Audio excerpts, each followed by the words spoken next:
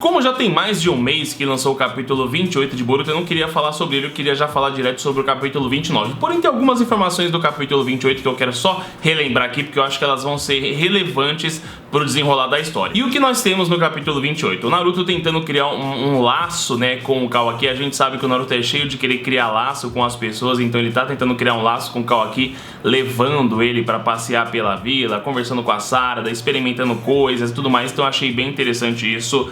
Achei interessante você ver também ali que o Kawaki, ele tá sofrendo por causa de anos de treinamentos torturosos com o Jigen. E aí, como ele mostra isso? De duas formas. A primeira, quando aquele menininho tromba nele sem querer, que ele já vira atacando o moleque falando: toma cuidado, viu? O mundo não é esse arco-íris que você tá pensando não, moleque. Você tem que ficar ligado, presta atenção. E a outra, quando ele vai lá na floricultura da Ino comprar um vaso e ele deixa o vaso cair porque ele teve uma assombração ali, uma visão do Jigen. Eu achei muito legal quando ele tem essa visão, que o Naruto lembra daquela frase: ah, eu preferia ter morrido com aqueles outros ao invés de viver nesse inferno.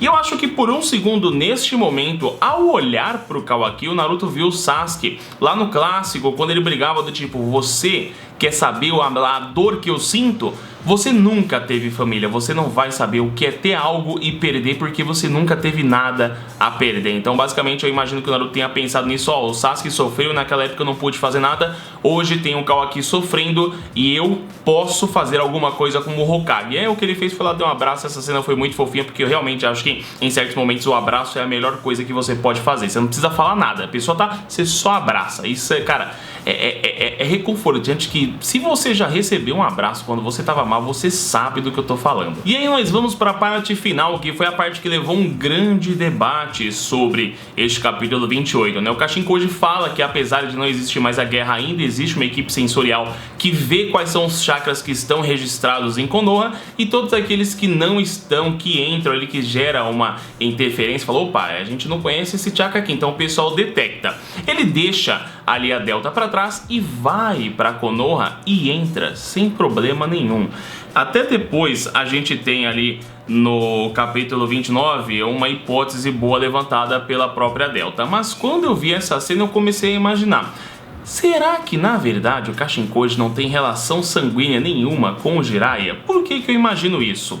Quando a gente viu aquela parte do Shin Uchiha, ele tinha uma grande afeição para com o Itachi. E muita gente começou a achar que o Uchiha Shin fosse o próprio Shisui, né? Devido à história e tudo mais, quando na verdade foi mostrado que não, ele só conhecia o Itachi e blá blá blá, enfim.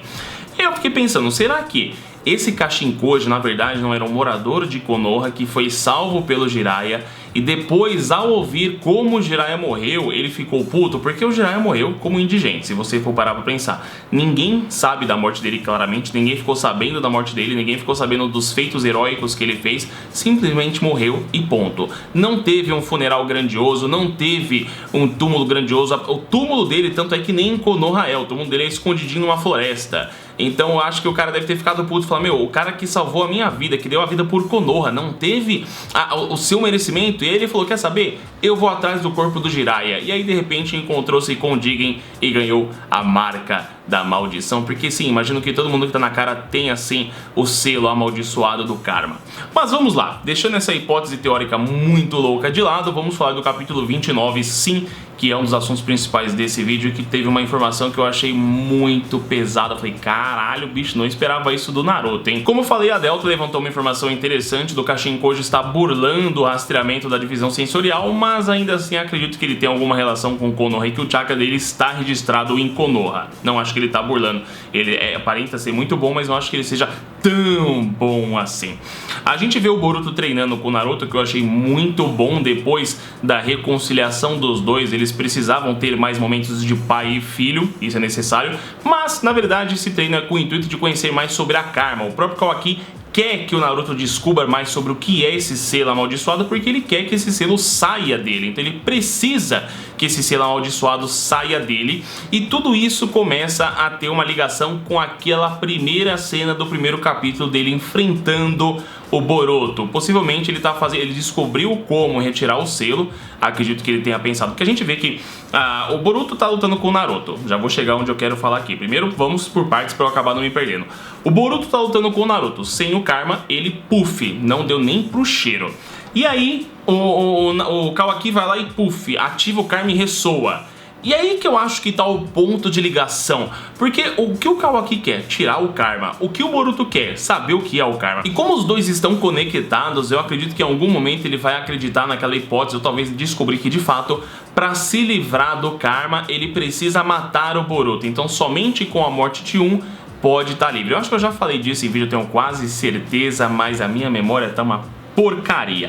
Porém, tem uma ligação entre os dois karmas, o que é estranho porque a gente viu que a marca karma do Boruto veio do Momoshiki, enquanto a marca karma do Kawaki veio dos experimentos do Jigen. Então é meio complicado isso aí. Agora, um ponto que eu não sei se é bom ou se é ruim, mas eu achei engraçado. Quando o Kawaki, né, consegue fazer o Boruto ter o karma ativado através da ressonância, ele fala, olha, o karma ele vai deixar você simplesmente mais forte. Ponto. É isso. Não teve uma explicação do tipo, ah não, você vai sentir um poder, Não, você vai ficar mais forte e acabou. É isso. Acredito que aí dessa força eles vão tentar estudar, tipo, por que você fica mais forte, igual os Uchihas, né? Por que o Sharingan é ativado? Ah, não, é um chakra especial dos Uchihas que é ativado no cérebro e faz mudar, blá blá blá. Então acredito que eles vão pesquisar mais sobre o karma pra saber o porquê exatamente do karma deixar a pessoa mais forte. Aí talvez ele acabe descobrindo que tem que matar o Boruto, enfim, ainda acho que ia ser legal essa coisa. Mas o Boruto mesmo com karma também não deu pro cheiro.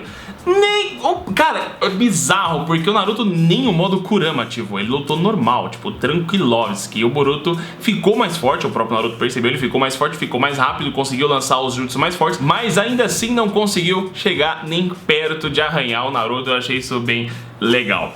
Agora, o que eu achei muito fofinho, muito bonitinho, porque depois quando acaba a luta eles fazem o selo de reconciliação e o Naruto fala, ó, Boruto, você tá mais forte, mas não é só por causa do karma não. Você andou treinando, né, moleque? E esse reconhecimento do pai ver a evolução do filho é muito legal. E aí que tá um ponto que eu acredito que o anime poderia trabalhar nesses treinamentos do Boruto, né? O anime ele foca em algumas outras coisas, né? Humanos artificiais que são pontos interessantes também, só que eu acho que são mal desenvolvidos e mal trabalhados da forma que é feita no anime, um pouco mais infantilizado. Mas esse treinamento que o Boruto tá tendo, que ele diz que tem, que faz, poderia ser desenvolvido no anime. Então o anime ele poderia complementar o mangá, mas ele não tá complementando tão bom, pelo menos na minha visão. Eu não tô dizendo que está ruim, só estou dizendo que na minha visão poderia estar melhor. Agora, depois dessa batalha, tem duas coisas que foram muito interessantes, que foi a parte que eu falei que eu não esperava realmente isso do Naruto. A gente tem um flashback do Kawaki, vendo como é o treinamento do Naruto com o Boruto. Ele teve um flashback de como era o treinamento dele com o Jigen, que até então era o pai dele. E é muito bizarro porque o Jigen, se você analisar, ele tirou tudo do Kawaki e depois fez o Kawaki odiar não ter nada. Então falou, mano, muito filho da puta mesmo. E aí corta pra parte que estão os dois conversando ali na sala do Hokage. O Naruto veio com aquele papo do Hagoromo, né, de o chakra na verdade é uma fonte de poder da conexão. E aí cada vez mais aquela minha hipótese de como trazer de volta à vida o clã Uzumaki está ganhando força, porque o chakra é uma fonte de um poder de conexão, coisa que a gente já viu em Naruto com Hagoromo, a gente tá tendo reforçado agora em Boruto. E logo logo eu vou fazer esse vídeo porque sim, pelo menos da forma que eu pensei, eu achei bem interessante. Eu preciso só ler mais algumas coisas pra pegar informações pra fazer um vídeo bom pra caramba, que a pessoa vai falar, por que que não fizeram isso aqui ainda? E aí que vem a parte que eu falei que tenso, porque o Kawaki fala, nossa, esse seu Kagebushin, ele é bem útil, né? Se você tiver raiva de você mesmo, você pode fazer um Kagebushin e bater em você mesmo. E o Naruto pega e fala, mas isso não é nada funcional. Eu já tentei fazer isso há anos atrás. Eu sou a prova viva de que isso não dá certo. E depois ele complementa com, você precisa ter um amigo que vai ser o seu rival e ele vai poder te evoluir, e eu sou a prova viva disso. Então realmente o Naruto é a prova viva até, né, porque ele focou muito, aquela hipótese de que o Naruto vai morrer nas mãos do Kawaki, tá? O Naruto e o Kawaki sozinho, o Naruto focou várias vezes, eu sou a prova viva, eu sou a prova viva, e vai o Kawaki e fala, pronto, agora você não é mais prova nenhuma que você tá morto, eu te matei. Mas enfim, essa parte do Naruto se bater, eu não lembro de ter visto isso. Preciso até reler o mangá pra confirmar, mas eu imagino que esse tipo de coisa acontecia bastante quando ele voltava, tipo, depois de uma missão, quando ele fracassava alguma coisa, quando ele tava sozinho em casa, ele se... Cara, imagina... Velho do céu, mano, enfim, você imaginar toda a dor do moleque de não poder fazer nada, tentar se bater, tentar ser melhor e ainda assim fracassar, é embaçado. E agora ele tá esse homão da porra, velho, Naruto tá foda, velho. Naruto tá foda. Naruto... o que me faz continuar vendo o mangá de Boruto é que cada vez que aparece o Naruto eu me identifico mais ainda com ele. Então, cara, tô gostando pra caramba de ver essa versão mais madura do Naruto, ver de como ele amadureceu. Eu sei que tem muita gente que não gosta porque fala, descaracterizou o personagem e tudo mais, e deixa o fancão passar porque puta que pariu. E a parte final, que vamos direto à parte final porque eu acabei me perdendo, que passou o carro de funk e eu me perdi. Mas sim, a parte final que termina com Kashinkoji usando o modo Senin pra vigiar onde está Kawaki. Uma vez que ele usa sapos, não me surpreende que ele use o modo Senin, mas ainda assim, agora, aquela hipótese de ele ser apenas uma pessoa que foi salva, talvez venha por água abaixo, talvez não sei. Ele era tão fã do Jiraiya que pesquisou tudo sobre o Jiraiya, descobriu dos modos Senin, correu atrás para conseguir também. Eu não sei, eu sei que o Kashinkoji, a obra, pelo menos nesse primeiro momento assim, eles estão fazendo de tudo pra gente teorizar, porque teoria gera debate, debate gera acesso, então eles estão fazendo tudo para as pessoas debater, para vender o mangá, porque tanto é que até na mensagem apareceu que eles estão reimprimindo os primeiros volumes de tão estrondoso sucesso que foi o mangá de Boruto, que tá sendo o mangá de Boruto lá no Japão, então provavelmente por causa desses debates referente ao Kashinkoji, ao Jiraiya e todas essas ligações que eles estão fazendo com o clássico, eu tô achando bem interessante. Mas é isso, o vídeo fica por aqui, eu espero que você tenha gostado e mês que vem capítulo 30 com mais informações. Será que a família Uzumaki está correndo algum risco? Será que Hinata será sequestrada? Será que Kawaki vai sofrer uma lavagem cerebral? Kashinkoji é do bem ou é do mal? Porque eu não sei, cara.